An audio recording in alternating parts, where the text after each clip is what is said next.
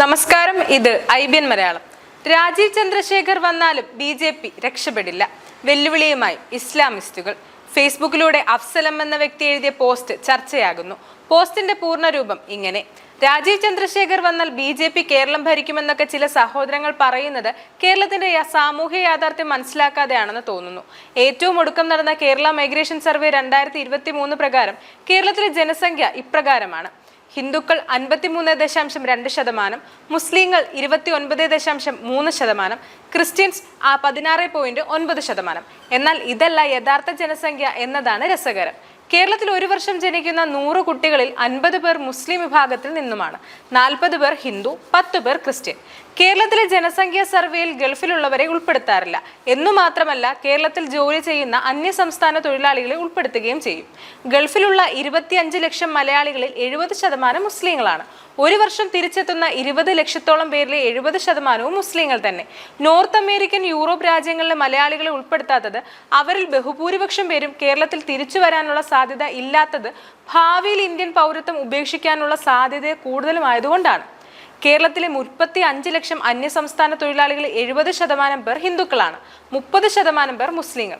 കേരളത്തിൽ വോട്ടില്ലാത്ത അവരെ പൂർണ്ണമായും ഒഴിവാക്കാതെ യഥാർത്ഥ കേരള ജനസംഖ്യ ലഭിക്കില്ല. കേരളത്തിലെ മുസ്ലിം വോട്ടർമാർ മാത്രം 35% മുകളിൽ വരും എന്ന് കണക്കുകൾ പറയുന്നു. 1 മുതൽ 18 വയസ്സിനിടയിലുള്ളവർ 40% മുസ്ലിം വിഭാഗത്തിൽ നിന്നാണ്. എന്നുവെച്ചാൽ ഏറ്റവും യങ് ആയ ജനസംഖ്യയുള്ളത് മുസ്ലിങ്ങളിലാണ്. അടുത്ത 10 മുതൽ 15 വർഷത്തിൽ കേരളത്തിലെ 50% യുവജനങ്ങളും മുസ്ലിങ്ങളായിരിക്കും. അതുമാത്രമല്ല, ഏറ്റവും കുറവ് വൃദ്ധജനങ്ങളും മുസ്ലിങ്ങളിൽ നിന്ന് തന്നെ, അതായത് 10%. കേരളത്തിലെ യഥാർത്ഥ ഹിന്ദു ജനസംഖ്യ 50%-ൽ താഴെയാണ്. നേരത്തെ പറഞ്ഞതുപോലെ 35 ലക്ഷം വരുന്ന അന്യസംസ്ഥാന തൊഴിലാളികൾ കൂടി ഉൾപ്പെട്ടതാണ് നിലവിലെ കേരള സെൻസസ്. അതിൽ തന്നെ 70% പേരും ഹിന്ദുക്കളാണ്.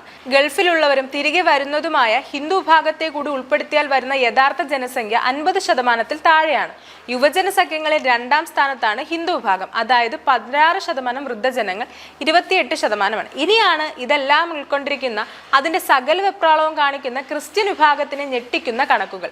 അവരുടെ യഥാർത്ഥ ജനസംഖ്യ 15%-ൽ താഴെയാണ്. ഗൾഫിൽ ജോലി ചെയ്യുന്ന ഏറ്റവും കുറവ് വിഭാഗവും നാട്ടിൽ തിരികെ വരാൻ സാധ്യത വളരെ കുറവുമുള്ള വിഭാഗവുമാണ് ക്രൈസ്തവർ. ഏറ്റവും കുറവ് യുവജനങ്ങൾ ക്രിസ്ത്യൻ വിഭാഗത്തിലാണ്, വെറും 12%. കേരളത്തിൽ ഏറ്റവും കൂടുതൽ വൃദ്ധജനങ്ങൾ ഉള്ളതും ക്രിസ്ത്യൻ വിഭാഗത്തിൽ തന്നെ, 35%.